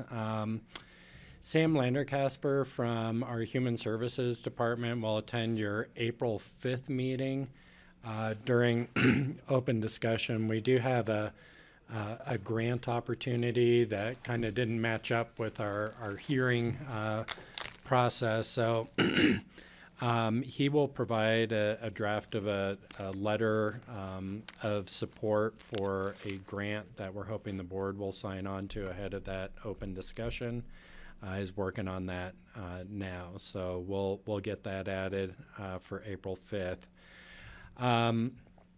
Mona was just here, so we, I think, are aware of the community engagement meetings that are coming up. If we do have, it'd be good to know if any commissioners are planning to attend any of those, so that if there's 3 or more of you, we can just note that on our agendas. So the one in Carbondale is March 31st, it's a Thursday, from 5:30 to 7:30. The second one is in Redstone. That one, you need to RSVP because it's at Propaganda Pie, and it's from 5:30 to 7:30 on Monday, April 4th. So I I will told be, Mona I would attend both. you're going to attend both? Sorry, what? I would, but I'll drop out of one if it makes a complication. I'm planning on getting Mona to do one up at this end of the valley, and I will be attending that one. So we haven't, that's in the not yet to be planned stage. I'm out of town both days, so. Okay, so I've got one going to both. Steve, Kelly? Kelly's I thinking. can't go to either. I have singing rehearsals both nights. Okay, so Kelly, are you gonna aim for one up here, or Redstone, or Carbondale? I will try to go to Redstone. Okay, so that'll put two of you there, and unless things change between now and that's the end of the month, right? That's April 4th. I'll let Charlotte know, and we can notice it. Yeah, if we could let Charlotte or Julia, and if anything changes with any commissioners who weren't planning to attend, but for some reason can, just so we can keep track and get that posted, that'd be great. Thank you. Okay. And then, Patty, we need to talk, but there is right now on our agendas, April 19th joint meeting with the city on future agendas. Tori was going to reach out to talk about agenda topics to bring back to the board. Okay. And that's all I have. I think I have. When is that meeting? April 19th. Right now it's scheduled for April 19th, yeah. And then I have something for tomorrow. Tomorrow is our regular meeting. We have a proclamation for Janice Voss-Cadill and a limerick to be read. I need to know who's going to be where doing what. I will be here in the office attending the meeting in person. I will be there in person. Okay. Francie, don't tell us where you're going to be because it's going to make me really mad. Well, I'm going to be in some corner, in some place here, attending the Wolf meetings tomorrow. Okay. Are you going to try and join us at all for our regular meeting tomorrow? If you can, we'll I won't be able to. okay. If you The get Wolf really bored meetings with start. Wolves, yeah, you can always jump in. Greg, where are you? Okay. What's your plan? I might be remote tomorrow. Okay. And Kelly, are you going to try and come in and read Janice's proclamation? I'm gonna try. Okay. Yes. If not, I'll read the proclamation. Steve, I am giving you the biggest I position might ever. bring the puppy. I would like you, the puppy can come. I would like, Steve, if you would read the limerick tomorrow. And I think That I could do. Now, should I wear green to read a limerick? it's up to you, and we won't judge you if it's the wrong shade of green. Only if you read it in your best brogue. Okay, the other thing is the Bavarian Inn site visit. I believe, Charlotte, when did do you know? The 9th? I have it. I want to just make sure, I think we're going to notice it just in case. Is there anybody who's planning to go or not go? Going. Not going. You're not going? Yeah, I don't see it. Is it the April 7th? I'm going to be at CCI meeting that day. Yeah, it's on the 7th, which is a Thursday. So, Francie, you will be here for that since we're kind of scheduling it for you? I will be here. No, I will be there. I could possibly go on April 7th. Sorry. I Okay, didn't so let's just have, Charlotte, we'll just notice that meeting, just to be on the safe side. That's perfect. Does the board have any other future agenda items? I just want to ask Steve real quick. Steve, are you going to go to the CCAT breakfast 7th? If you didn't know about it. Let's see. I haven't figured it out that far yet. Okay. I did see that on the calendar, so. Okay, anything else anybody has? I think not. I'm going to do it remote. I won't be at the breakfast. Okay. And Kelly, on the 7th, you will be at CCI or CCAT or something? Okay. So chances are it could just be Greg and Francie going to the Bavarian, and depending upon what I'm doing, I may join you just because it's beautiful up there. Okay. One question. Yeah, Steve, are Francie, go you ahead. going down are you going down to Denver for the CCI meetings this week? No, I'm gonna do remote. You mean on the 7th and 8th? Is that the next one? Yeah.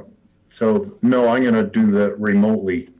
I also have an opioid settlement meeting on the 7th that takes up part of the morning. Okay, well, I should be there, okay, for those. Okay. So John, we're good on future agendas?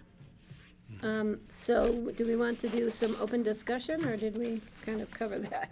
We could do open, I can throw in the, Do you have anything? what were the three things we talked Yeah, about? you have something about Mine Springs. Right, yeah. I just want to bring up for open discussion, Mine Springs Health has been in the news again. It's been pretty disappointing. I think that I would like to propose that the county issue a statement, maybe it's a letter to Mine Springs, that would express our concern for the condition Mine Springs is in, and we're going to call them allegations at this point, since we're not certain what's real regarding the articles that point out malfeasance on the part of Mine Springs and their prescription programs, and the state oversight seems to have had some major failings as well. And I think that because our community is so invested in Mine Springs and has been a partner with them, we need to have a position or a statement to that effect, that we're concerned about it and we want to understand where they're going and how they're going to fix this, because it seems that they've had some fundamental problems at Mine Springs Health. And after we put so much energy and effort into helping bring them back and get the West Springs Hospital built and support them, we really need to know what's going on. So I'd like to propose that staff craft a letter to that effect to Mine Springs, and hopefully we'll get a report from their board and their interim director detailing how they're going to fix this and what our role might be. In the interest of expediency, and it looks like we've lost both Francie and Patty. Patty didn't just virtually disappear. So Francie, I think you're chairing for a moment here, but Well, okay then. I wonder if, in the interest of kind of expediency, if the board would be comfortable with staff drafting a letter on behalf of the board, expressing, and I think what I heard in Greg's comments, one, the concerns, obviously, with the reports that have come out, and how those might erode trust for those both supporting Mine Springs, but maybe more importantly, those who need to access these services. Asking for some transparency regarding their plans to address these concerns, to rebuild that confidence, and really asking for a reply back to this body, either in the form of writing or presentation. Muchas gracias. Buenas tardes. That sounds right. I think also we probably ought to be writing a letter to the state asking them about the oversight that did or didn't happen, and why the reports were so late. This is something we all depend upon. So I would like to propose the board do that if my commissioners agree. Patty's come back. I would agree with that, Greg. Sending one or two letters, one to the state, one to Mine Springs, I think would be appropriate. And are you supportive for expediency of staff drafting that on the board's behalf, just to get it out quickly? Would that be okay? In brief, we're saying what? I think that would be the, Transparency and disclosure, and Yeah. let's clear this up and see what's going on. Right, Okay. right. And you know, and one, In my words. a third facet of this I might add to that would be, you know, what do we say to the community that has depended upon Mine Springs? Because I really think they have let people down, and with tragic consequence in already. Some cases, yeah. So it's possible that we need to, you know, make this letter to the community as well. Yeah, I think that we just keep it short and sweet, and just focus on the issues of, you know, that we know. 'Cause Right, there's a lot of exactly. unknowns. There's a lot we don't know. I'm sorry I had to leave the room, but yeah, I agree. Okay. Okay, thank you. We've got 4 minutes, but we have a candidate here. There she is. Anna's here. No, no. Yeah, you're late, sorry, we're already done, we already interviewed you, and, come on, Anna, you can come up with Charlotte. Okay. Thank you for being here, we appreciate it. Sorry for the mask. I have. That's okay, no apologies Where needed. do I need to sit? Oh, okay. So that, there we go. Should we get both of us? Well, I'll start. Okay. There, you can see my face for a second. Just gonna peek at it. So I'm gonna welcome you, thank you for being here, thank you for coming in person, we appreciate that. And I just want a bit of clarification, so we had Aaron resign, right? Correct. So Anna would be appointed to fill Aaron's term, and then we have one other person who, is it Austin? Austin, Who is a different case. she's renewing, and She's renewing, and her seat is still available for her to renew. yes. So we're only focused on this seat. Okay, perfect. So first, I would like to give you the opportunity to give us a little of your history, and then I'll turn over to the board to ask you some questions. Okay. History in the community or just to... Whatever you would like to tell us about yourself, your favorite book, your favorite fast food restaurant. Well, I moved here 21 and a half years ago. On my 22nd year, and I have been part of the community, working both for the ski company, the Ute Mountaineer, all different organizations.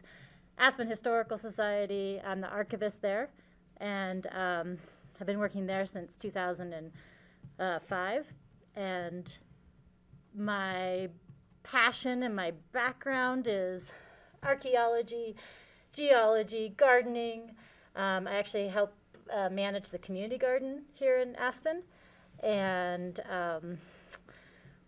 like mountain biking and skiing and all sorts of activities in the community. I have a daughter who's 15 and goes to Aspen High School, and I'm trying to think of what else. My favorite book? The Milagro Beanfield Wars. That's one of my absolute favorites. So you moved here almost 22 years ago. Yes. You must have been extremely young when you moved here. I just look younger than I am. I know, I'm impressed. And quite a great, interesting background, and I really appreciate that. So I'm going to turn it over to the board for some. Greg's got that look on his face. I'm letting him kick it off. Okay, from archaeology to library board. Yeah. Do you see books the same way I do, as just ancient relics to be, you know, put into a morgue for books? No, I'm an archivist, so as an ancient, to me they're all treasures. So what we find in books, and I work with primary sources all the time, so I see it as morsels to research and find information in. My daughter always teases me that I'm watching something, and the moment there's a new term or something that I don't understand, I pause it and I go and research and try to find out what it is, so then I can come back to it and understand. And she's like, "You're always doing that." And I'm like, that's the definition of scholarship. That's scholarship. Wow, I'm impressed. And she goes, "Mom, I just pulled one of your maneuvers. I had to research something." And I was like, "Great." So yeah, so to me, but see, I'm a big map lover, and so, you know, to me, libraries are such a great resource. They don't just have books, because actually, to be honest, as a little kid, I hated the library. But I loved museums and I loved archives. So I saw them as different, and I just didn't understand what a library was. And I think today's library is so different. Like back then, you were shushed. You had this little teeny corner as a kid. You couldn't do anything, you know, and now there are so many, there's like activities and, you know, all the activities is for the kids to do. And there's the 3D printer and the green room. I mean, I would have probably loved the library if I had been a kid growing up in that kind of time. And my child does like the library. You know, it's a very different experience. Great answer. Thank you. Clearly, you know the library well. Yeah, I hope so. But yes. I spent my entire 6th grade year at the public library doing research. I had a teacher who loved for us to do research. And my mother spent all that time sitting out in her car in the parking lot drinking coffee and writing notes to her friends while I was in the library. Never went into the library with She you. always sat outside. I'm like, what was she afraid of? I don't know. I guess it was her time in the car drinking her coffee. There you go. But yeah, I love libraries. I've always loved libraries. Okay, Steve, do you have any questions?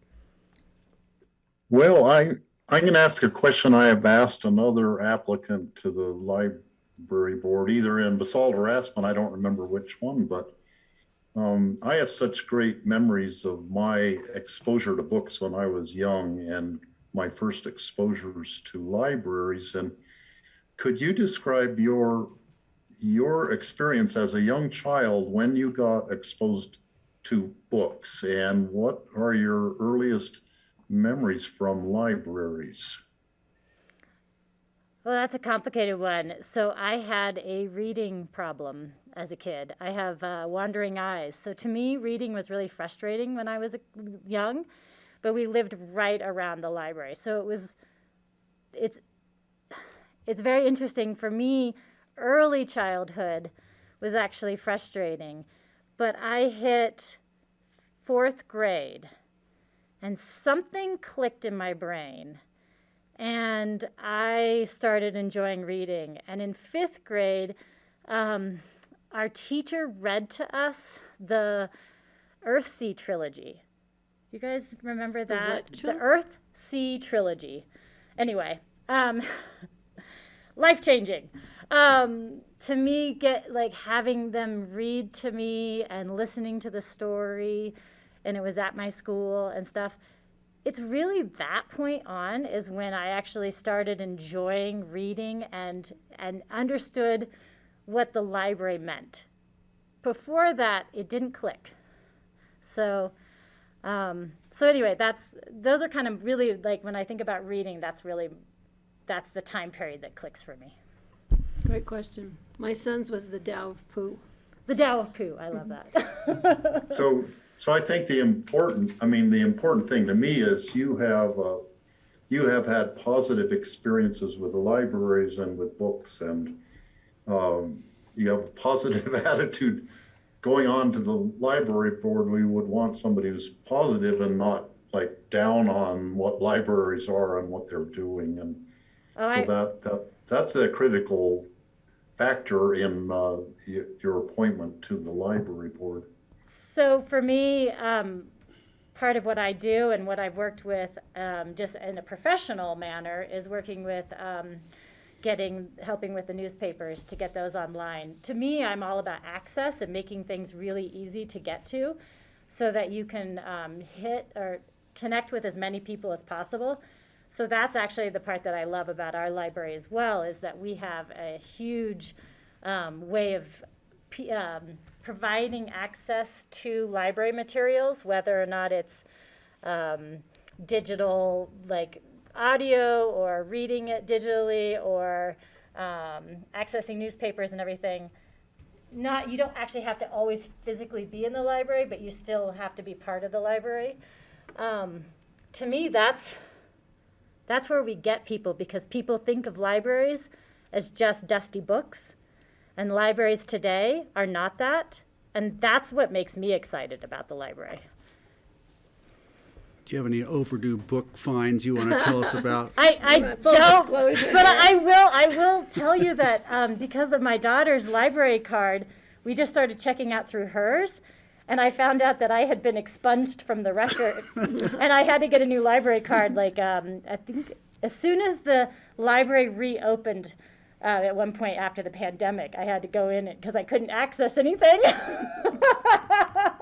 I thought she looked suspicious, Yeah, Kathy. you know what? I've never checked mine. I should probably do that. If you haven't used it, Gosh. and there was a nice enough time, because I was always using my daughter's. I hang out in the children's section reading over and over and over again. That's why I'm losing my voice. I spent this last weekend reading to my grandkids.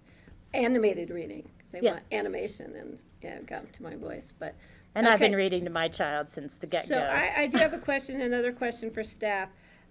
Is the application period closed and we have no other applications? Yes, and no other applications. So what the board does now, so you know, is we will discuss your appointment and then we do it by a resolution at one of our regular meetings and Okay. hopefully soon because I think I have a feeling I know where we're going to be going on this. So unless you have some questions for us, we always love it if you have questions for us. Oh, I'm so sorry because I don't, but I Let's didn't ask know what I Greg. was getting. I didn't know what I was doing here. Are we Exactly. always so silly when we interview people? Greg's favorite books are those old dusty ones. The dusty well, I ones. know. The That's- maps. The maps. The Well, dusty- people always come to me and they're like, you don't have white hair and you're not wearing like reading glasses, and I'm like, well, because I think of myself as like, You can work on that. yeah, there you go. I'll get there one day. I'm looking at Kathy right behind her. I know. Let's see. Sorry. She's been at the library a long time and she knows that library know. inside and out. I've been, yeah. She's moved those books around a lot over the years. And I definitely work with dusty books, but I don't That's think true of you them do. as that anymore. It's true you do. Okay, so I think, unless the board has any other questions, it's just the three of us now. Somehow we lost two members. Did they give? There Did they was give like up on you? There was a pool party for Francie. She had to go to a pool party. Oh, she keeps doing that. She doesn't invite us. I'm getting really. We must have really upset her. Okay, but Well, thank you very It much. was really I- nice to meet you. I appreciate that you guys are considering Tell your me. daughter to hang in there Thank when you. you're pausing her in the middle of a movie to go I research. know, to go look something up. It's a joke in the house, but. That's pretty funny. Thanks, Anna. Thank you. So Patty, we do have a phone number online that's got their hand raised. Do you want to see if that might be one of the commissioners called in? Oh, To see if they were. Or do you want to? Yeah. don't leave yet. I know, that's why I was like, do I need to answer another question? Wait, let's see, I have no idea who. We have a phone number ending in 0219, and you have your hand raised, and you're, That's me. I'm here. That's Kelly. did you have any questions for Anna? Yes, I have questions about our prior conversation as well. I'm sorry, I lost internet. So Anna, my apologies. I've always thought that we should be the world should be transitioning to like blind interviews, and now that I'm like doing it for the first time, it's quite awkward. Thank you so much for applying. You sound lovely and most definitely qualified. So I don't really have any sort of questions. I always ask everyone what their favorite collection at the library is. Oh, favorite collection. Archaeology, geology, I know, well, archiving. I actually have to say that what I use the most, honestly, on a daily basis, are the historical newspapers. Really? Mm-hmm. Cool. They scare me. They're so fun. Ancient history. Yeah. And I'm still a lover of actual physical books that I That's can it like too. curl up with in bed and read. So I will long hold on to that, and will fight any day that forces us all to go electronic. I have a stack by the side of my bed. Thank you. I like good old books any day. All right, thank you. that it? Thank you so much. I'm sorry I'm not Kathy, there to did- see you in person. Kathy has some words of wisdom for us. Yes. Just real quickly, I just wanted to speak to the serendipity of this whole situation, because Aaron Cummings was the person that you just appointed in November to be an alternate, and I had spoken with Anna on the phone about, we were working on digitizing more newspapers. So I spoke to her one day, and she was telling me about how her daughter Savannah was enjoying all the teen programming that was going on. And she said, if you ever need a library board member, let me know, because she would be interested in being on the board. And the next day, Erin Cummings called up so embarrassed because her fiance had just taken a job up in Seattle and she had to move. And she apologized to everybody that she was on for only one meeting and would never have applied had she thought she was going to move. So She anyway, left our library board for a man? I think. At any rate, it was just, I called back Anna the next day and said, Guess funny what? you should mention this. So anyway, just Perfect. good luck Thank you, for Anna. us. Yeah, we love those stories. The library board's great. You'll have a great time. They're great people. They have a lot of fun. Board members, I think. Yeah. I recognize the names, so thank you. Okay, now we have, do we have her, Miss Suzanne Caskey? who's- Suzanne just called me about a half an hour ago, and she's had a family emergency, so I'm going to reschedule her to April 5th. Yeah, we if would that love, works for we her. just want to talk with her. Yeah, I know. We don't want to pass up the opportunity to talk with her. Okay, so boy, I'm really being efficient today, out of control. Okay, so while I have everybody on the board, Charlotte, don't go anywhere. Oh. We don't have any other applicants, and the application period is closed for the library board. Do we have any thoughts about Anna? I think we do, so, yeah. I think she'd be a great addition to the board, and I think Steve and Kelly, yeah? Is Kelly still with us? Yep, Yeah, I support that. great. So either next week, tomorrow. Well, We could do it in 2 weeks. I yeah, don't want, I have one comment. And noting that she would be the alternate, replacing Aaron's alternate position. yeah, and filling out that term. So I'll Yeah. probably have another one Okay, on Okay. April 13th, I Okay. think it is. all right, just wanted to let you know.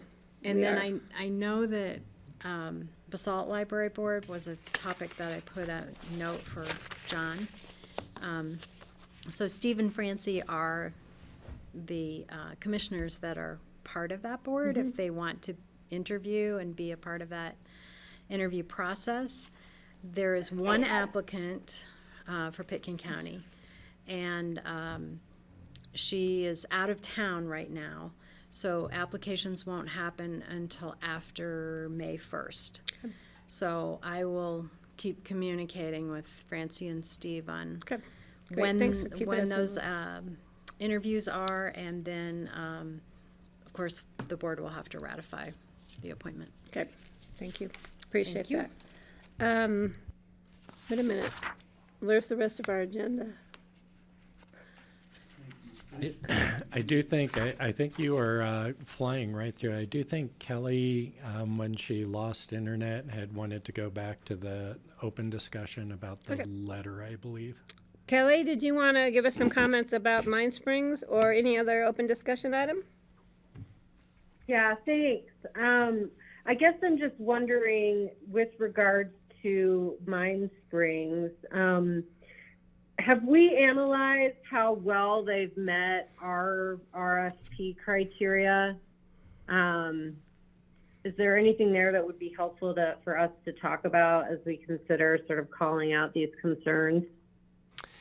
Yeah, Kelly, locally, we have not had the same experience. It's been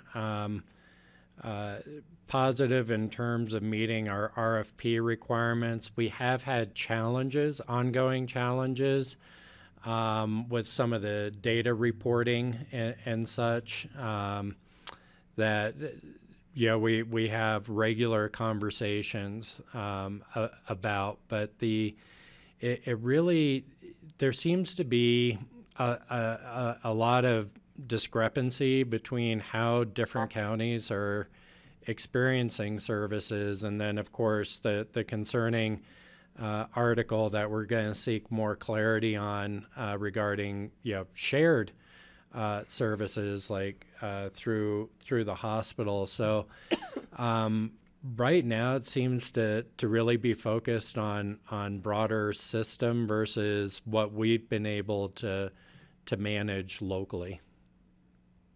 I don't know if that answers your question. But or is not. that a point we want to like bring into our letter, that on a local level, it's up to you. I don't know how deep we want to go. Well, I don't know. You guys told me keep it short, and we could go either way. Keep it short, John. Yeah. Kelly, I appreciate you bringing that up. My concern is that I think we do have people in our community who've had really difficult experiences with Mine Springs going back for maybe a decade. And I know Mine Springs had a really rough patch. There was almost a bankruptcy when you were on the board and helped pull them out of that, as I understand. And then in recent years, it seemed like they were on a pretty good track. And then all of a sudden, things go off the rails again. I think there should be something that we can say to the community, because we've all put a lot of trust and a lot of faith in Mine Springs. To let them know that we're aware of the stress perhaps in the community, and that we want to get to the bottom of it also, and that we're we plan to provide whatever support or oversight we can to making sure this partner of ours gets back on track. And who knows what that means? It could mean their board governance needs to change, or who knows? But I would just support that we advocate for that to happen, because this is a really important entity in our community, important partner for mental health care. Yeah, I think it kind of sounds like at first blush that there's been more than a few balls dropped, and not necessarily all in Mine Springs' hands. So, yeah, I think, Kelly, did you have more you wanted to add?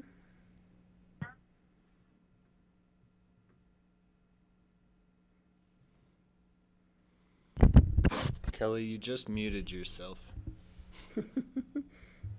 Sorry, I was yelling at my dog, so I thought I was muted. Can you hear me now? Yes, we can. Okay. Yeah, that's all helpful. I guess this continues to be an area for me where I don't fully understand the landscape. And like I have been aware of Mine Springs issues kind of throughout the mountain communities and from our other colleagues, and there's legislation sort of in response to all this that people have been seeking for years that should be helpful, should it pass. But I guess for me, I don't know, maybe for a future agenda discussion to like understand the greater landscape of the mental health space. And, my understanding has been that there's sort of a lack of kind of broad leadership and like sort of visionary leadership from the providers on how they work together and figuring out whose role that is. And that's been what the city's kind of, I think, honed in on with helping to fill that gap. And so, yeah, I would, I think, benefit from personally understanding more of just a pulse, like checking in on all of the landscape here and figuring out where the gaps are and what our role is there. Yeah. If there's other interest in board members in that conversation. And maybe that's in the context of the mental health assessment.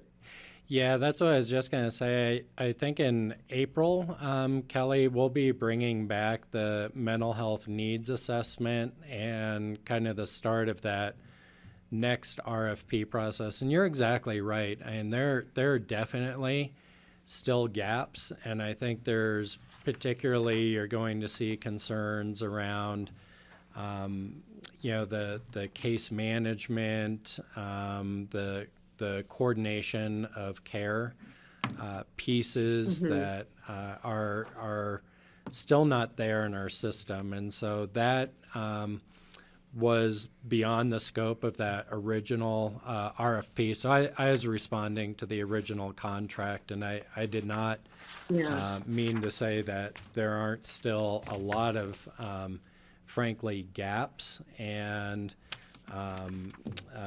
service needs that need to be better coordinated and filled. Now, whether that's by Mine Springs or somebody else in the future, I think is a question that we'll need to answer. But we do plan to bring that conversation back to the board along with an update of, where we're at in our current process. Frankly, pretty close to where we're bringing the Criminal Justice Coordinating Committee recommendations, because you've been sitting on that group, and there's a big emphasis on needs around mental health and substance treatment there, and we think it's going to be important to have those pretty close. So hopefully that will dive in a little bit better into the concerns that you're raising. Okay, cool. Thanks. And I think part of it is just having not been on the board when that first RFP went out. It just was a gap for me, so I look forward to that. And think the synergy with the criminal justice stuff will be good too. Patty, is it okay if I bring up a sort of related but different topic? Yeah, no problem. Okay.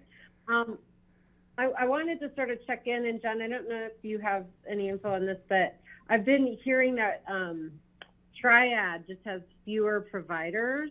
Like, we've lost some people who were part of the Triad network, and I don't know if there's any insight into that, or like what we're hearing from employees on being able to access that benefit. I know we've certainly been encouraging employees to access and maximize their use of that benefit. I will have to check in with HR. I have not gotten direct feedback, Kelly, about challenges specific to Triad. I do know it's been identified as a community-wide issue, though, that the